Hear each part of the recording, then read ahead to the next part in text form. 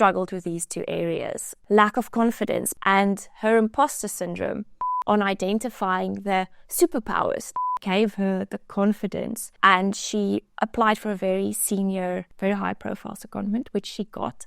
This is Ilze Bourn Louw. After spending 7 years working in the Big Four, she discovered her passion and a real knack for helping people get ahead in their careers within the Big Four.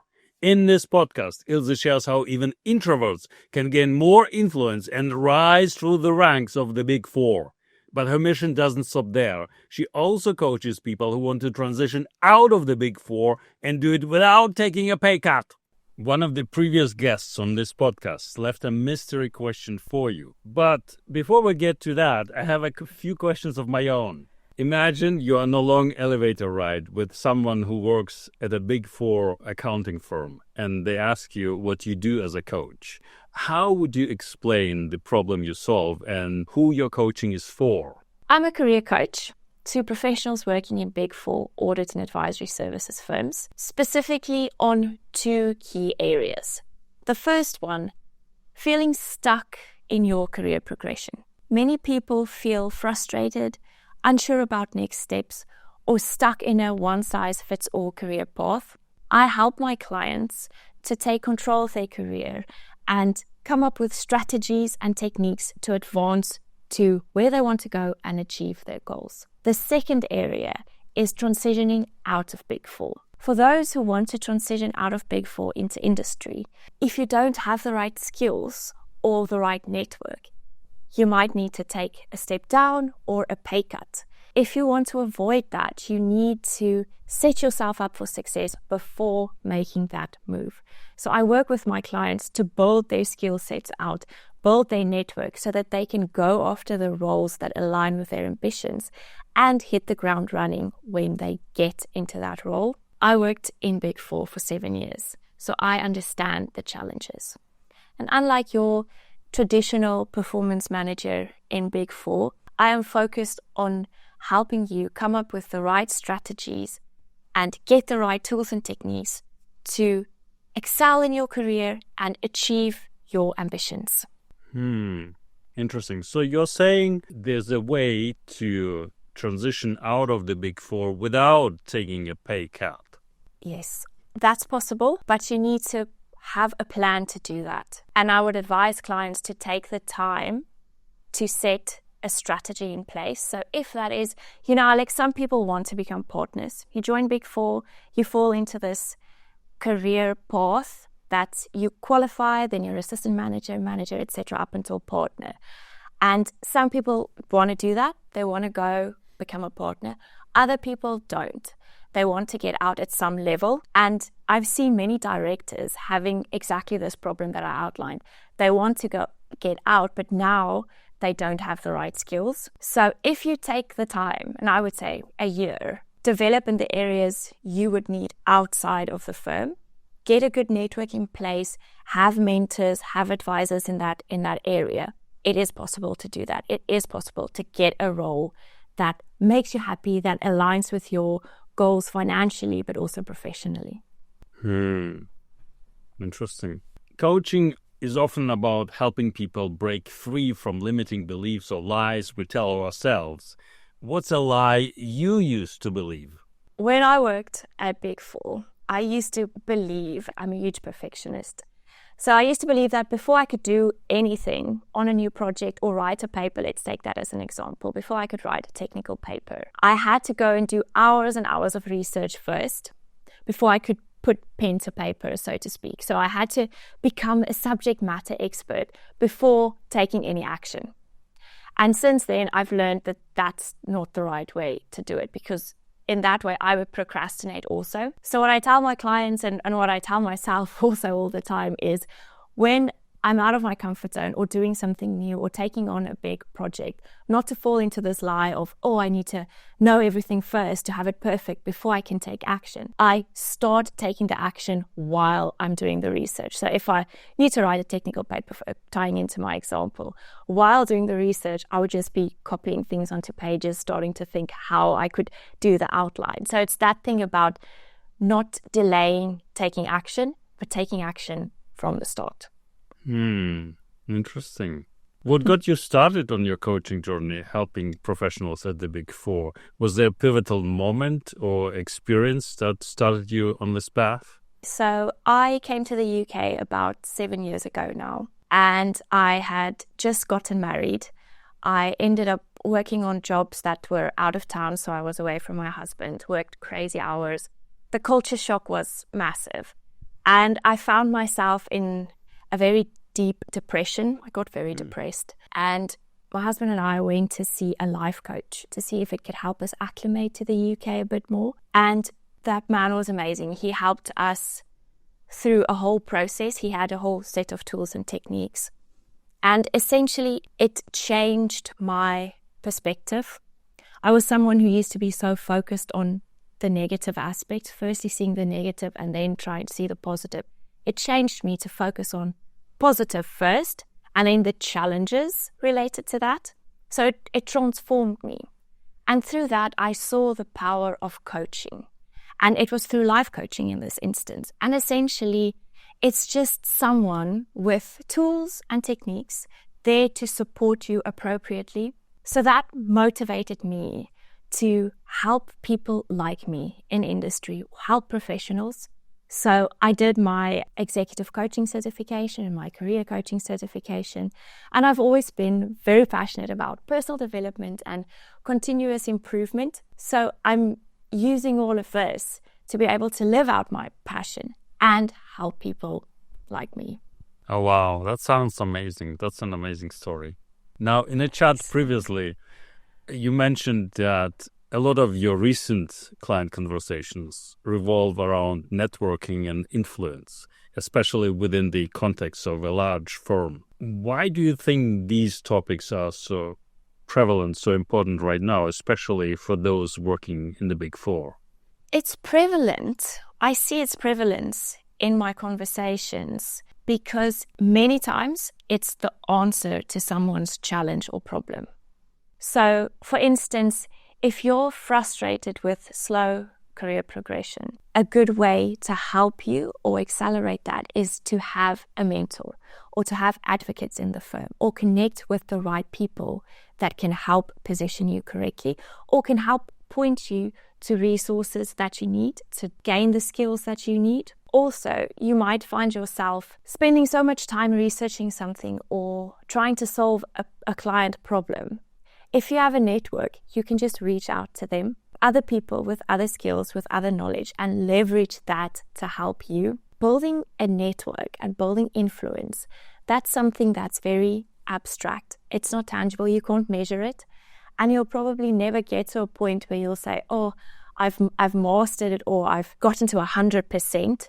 So it's something that you need to consistently and proactively work towards, because I've just seen so many times it's the answer to success or to breaking through to success. Let's discuss the idea of connecting with the right people, because, I mean, networking is fundamentally being connected with the right people, right? So what are some practical tips you give your clients for figuring out who are the right people within a large organization like a Big Four firm? So figuring out who the right people are starts with knowing what your short, medium, and long-term goals are. So that's the basis. If you have that, you overlay that with who can help you or who do you need to connect with to learn what you need to learn or to get the opportunities that you need layered into these goals over time. From there, you need to think also internally and externally. So definitely think within the firm, but consider outside of the firm also. Think about the projects that you're on now or where you're at now. Who do you need to get to know to help you learn a new skill? Or maybe there's some specific client you'd like to get an opportunity on or a sector that you want to get exposure to. Who do you need to go and speak to make that happen? Also, consider progression. So if you're thinking, if you know what your next step is, what advocates do you need? What mentors do you need? What jobs do you need to get on to do that? And just broader, think about people to connect with that you find interesting, that you want to learn more from, or that you think you can help also. So once you've identified the right people, what strategies could you recommend for building authentic relationships that can benefit their careers? Also, I've got 5 top tips or strategies for this. Firstly, you need to see your network or your sphere of influence as an investment account. You need to invest a lot of money or time and effort and value into it first before you can start drawing from it. Then you need to be thoughtful and focused in your approach. For instance, have a spreadsheet with contacts and why you have that specific contact, how you can add value to them. Be systematic in reaching out to them and keeping that connection going. Then thirdly, when you're in meetings, listen. When you're connecting with people, listen. Don't think about the next thing you need to say or how you need to sell yourself. Listen, be curious about what people are saying. Be prepared. So especially if you're going to speak with someone very senior, be prepared about what you want to talk about so that you can use the time effectively and efficiently for yourself, but also not waste their time. And then something I see, the last top tip that I see people overlook a lot is following up. So after you've had an interaction with someone, follow up with a quick note.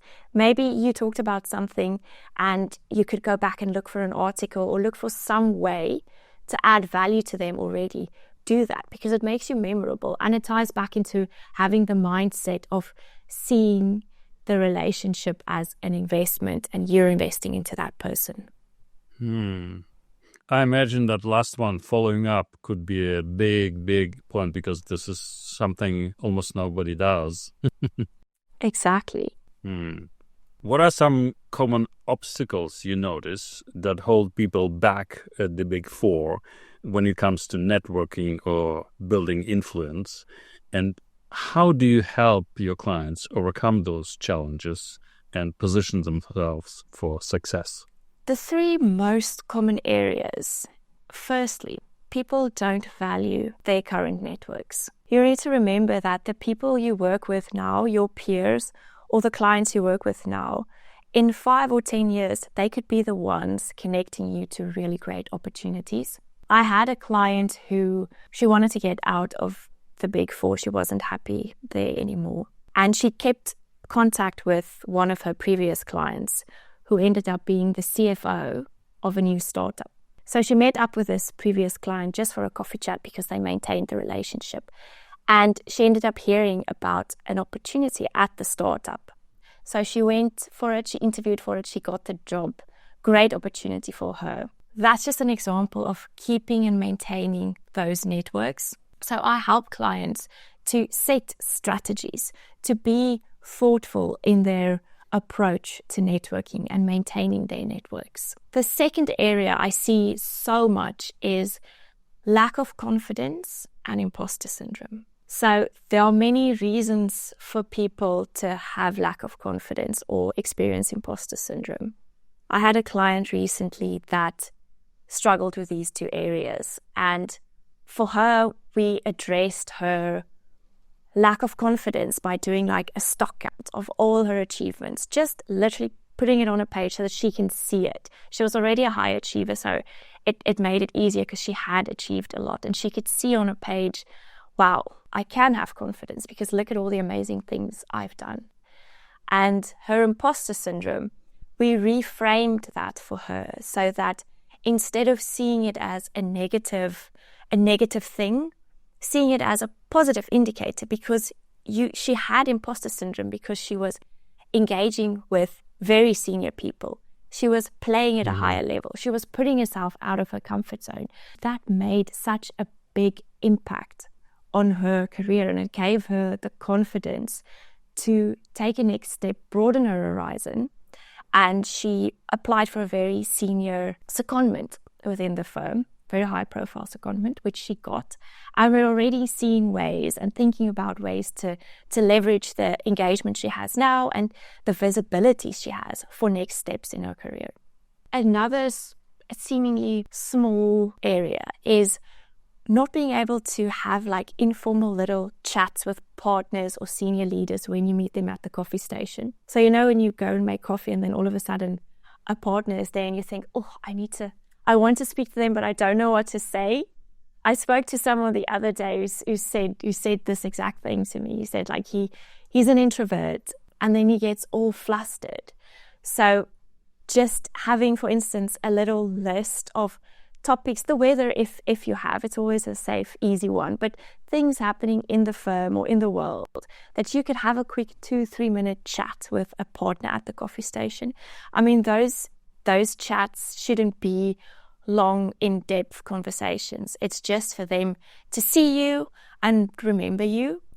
So I pick up things like that from conversations and coaching conversations to help with smaller little techniques for people to also just broaden their network and just get more confidence and experience speaking to people. When it comes to helping people get ahead in their Big Four careers, if you could sum up your coaching philosophy in just a few words, what would it be? I might use a bit more than just a few words, if you'll allow me, Alex. But essentially, helping clients progress and succeed at Big Four. I've seen a 5-phase model really work. So phase 1, self-awareness. You need to have clarity on your goals and your values. So if you don't know where you're going, no map can take you there.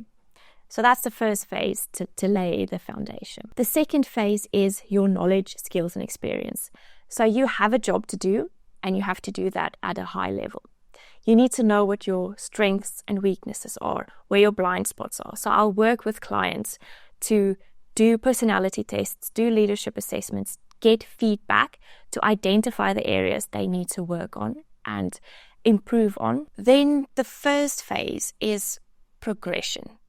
So thinking about the level you want to get promoted to or your next step in your career, how can you start setting yourself up for that already?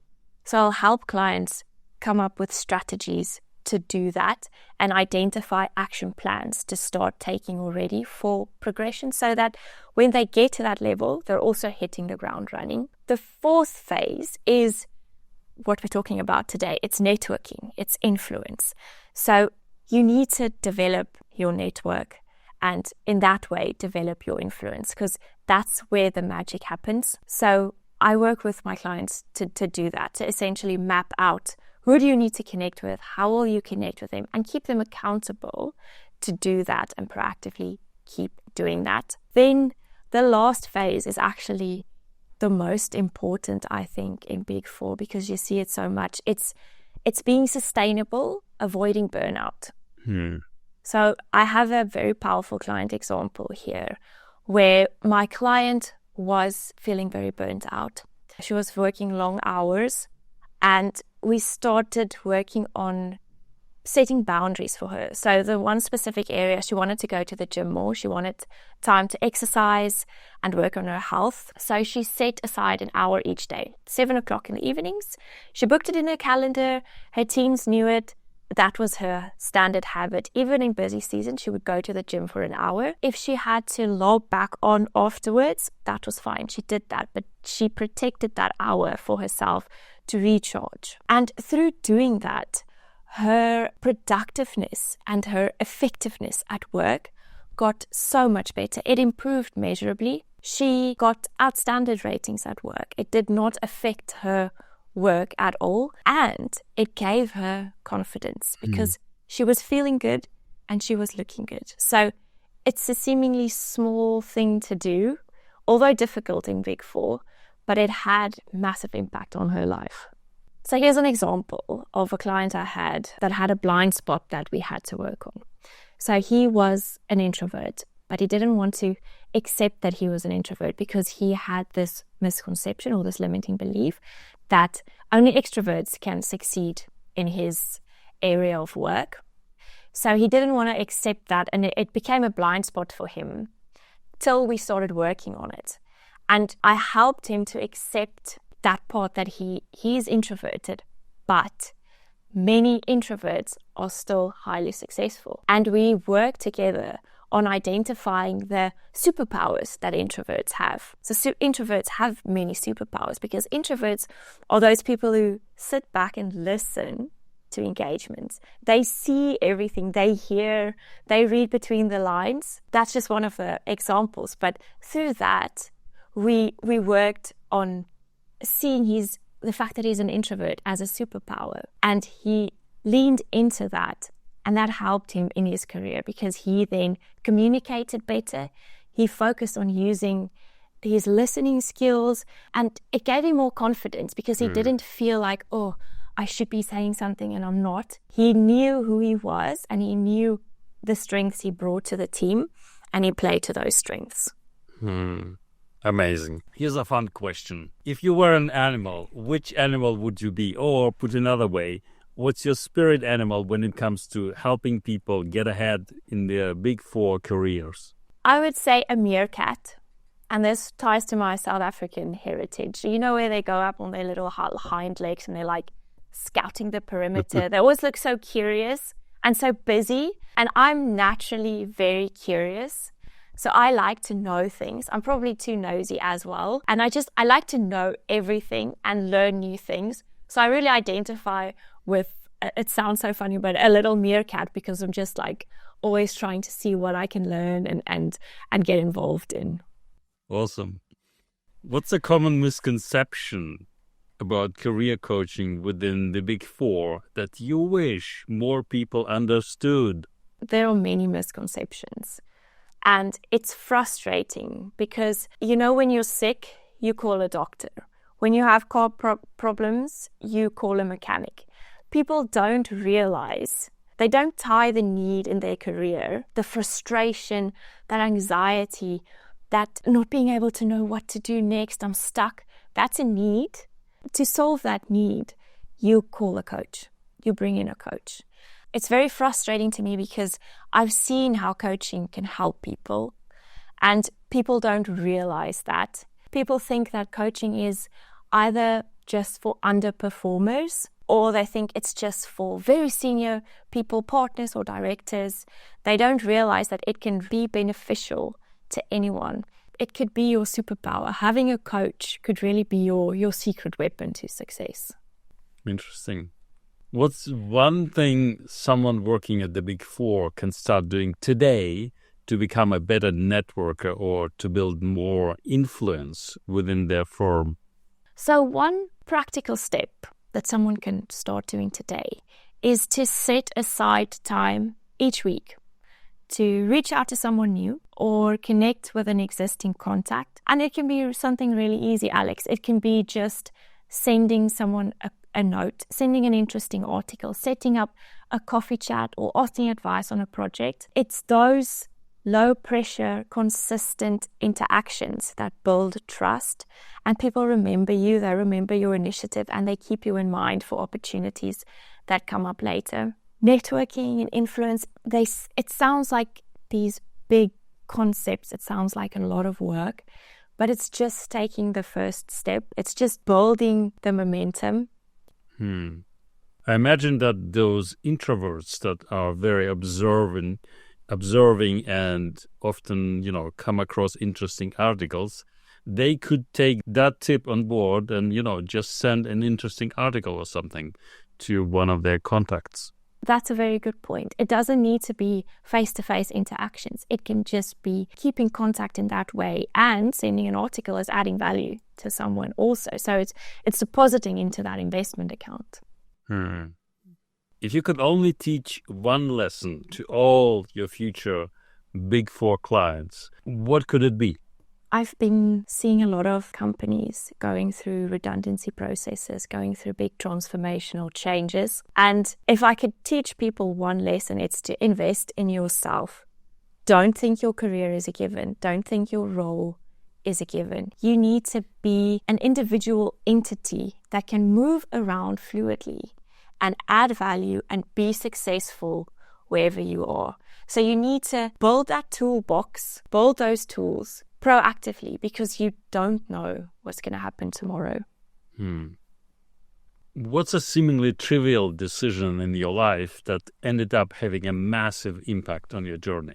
This is actually something that literally changed my life. I had just qualified as a chartered accountant in South Africa.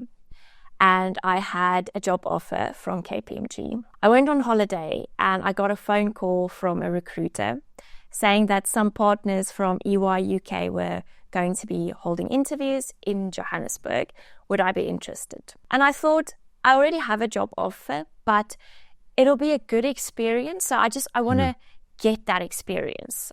So I sent my CV, I went for the interview, kind of forgot about it in a way. And then a week later, got a call from the recruiter and I got a job offer from EY. And it was such a surreal moment because all my family are still in South Africa. At that stage, I was due to get married within a month. My life was set up already. I had a good job offer from KPMG, but it was such an exciting opportunity. And my husband and I decided, let's take the leap. And we did it.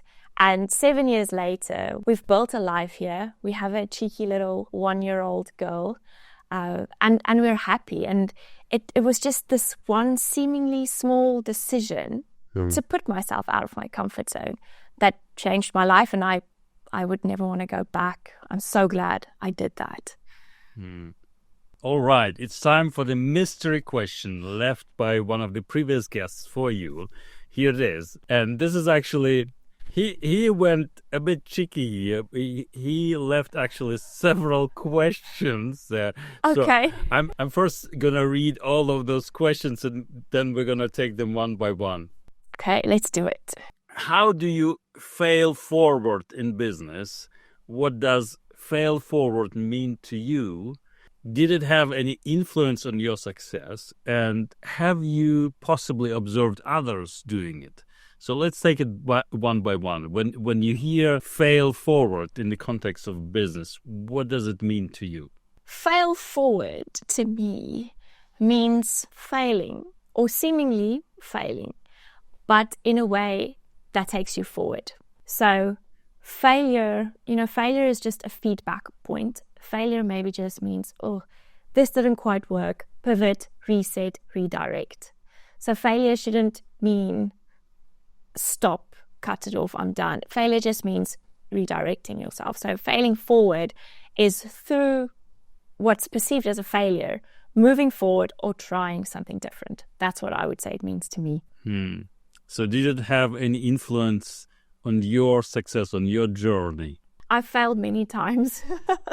I mean, we all fail all the time. But I mean, this was still in South Africa. I was working with a senior partner at the firm, and he was quite old school, very vocal individual.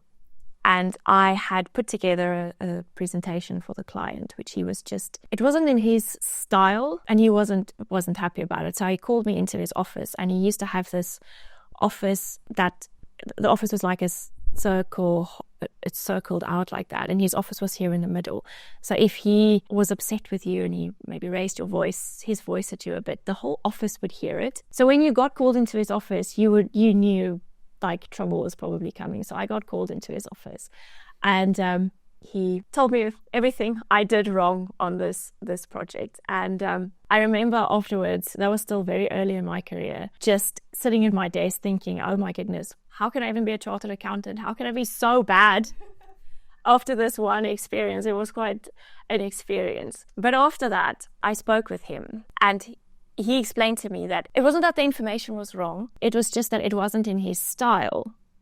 So reframing it, changing it to his style, that would be what he would want and would want to present to the client. So he didn't feel comfortable with presenting it in the way that I presented it. He wanted to change it. But how it helped me is I ended up working with that partner a lot. So instead of, number one, being scared of him, I now knew him a bit better. So we had broken the ice. I felt more comfortable working with him. And secondly, I now knew his style. So I knew ways he wanted to phrase things, pictures he didn't like, or colors or fonts he didn't like. I was set up for success for that partner specifically. Awesome. Amazing. Is there a book, a practice, or a habit that has been transformative for you or your clients? It's difficult to choose one book. I'd have to say How to Win Friends and Influence People from Dale Carnegie. It's a very well-known book. It's all about building connection and networks and influencing people. And I learned a lot from that book that I use in my life and try to encourage in my coaching as well. Some of the top things that stay with me if I think of that book is, number one, use people's names. So when you speak to someone, remember their name, remember the pronunciation. Sometimes it's difficult. People get my name wrong a lot. So I know the challenge. But using someone's name just creates that emotional connection. And people love hearing their own name. It's special. It's unique to them. The second thing is, when working with someone, give suggestions instead of orders. So if you're trying to get someone to help you with something or work on something, or someone's working for you on a job, it helps them get to the point where they want to do it, when they feel like they've had part in making the decision. So instead of just telling someone, do this, suggest ways to do it so that they can feel part of the process of getting to the answer, getting to the next step. The third thing that is so beneficial wherever you go is, when you're trying to win someone to your cause, frame your pitch or frame the conversation with putting their needs first.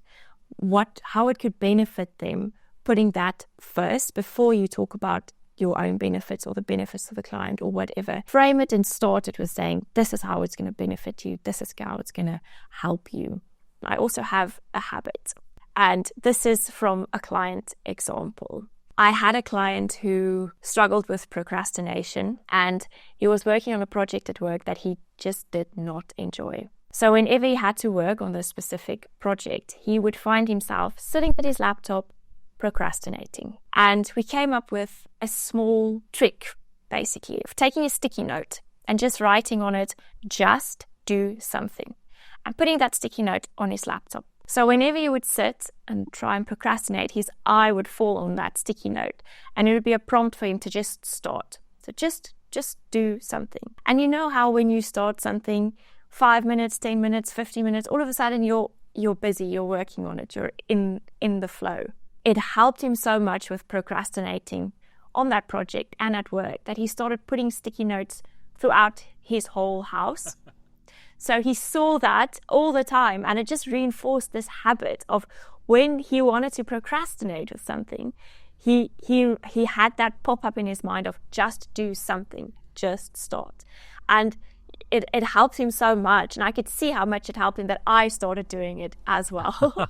And it's really powerful. Awesome. What are you most excited about in your work right now as you help people navigate their Big Four careers?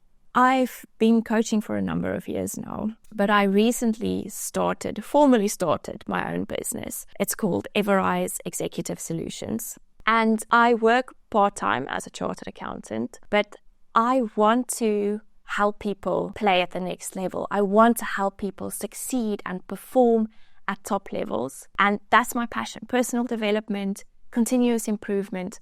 So I started my business to be able to do that as well and live out my passion in that way. And also I've seen the need for more formal coaching. Like I mentioned before, in Big Four, you have your standard performance manager, but those people are also just individuals working very hard, very long hours, and they're not trained coaches. So I've seen the need for professional coaches like myself to help people and support them more in their careers and with their career progression. And that's what excites me, because I've seen how powerful coaching can be. And it's exciting to me to know that there's a need for what I want to do in the world. And that's a way for me to have a bigger impact on the world. If you could leave our viewers and listeners with one piece of advice to remember long after this episode, especially if they're working at the Big Four, what would it be? Get a career coach. Just try it. It's as simple as that. Just do it. Now I'm curious to hear your mystery question for the next guest. So without knowing who will be the next guest on this podcast, what question would you want them to answer? My question is probably not that cheeky as the one I got asked. I would want to know, what is the worst advice that you ever received, personally and professionally? And also what happened? Like, how did the scenario play out? So the advice that you got, that horrible advice, how did it play out? What happened? That's an interesting question. I'm looking forward to hearing the answer to that in the next podcast.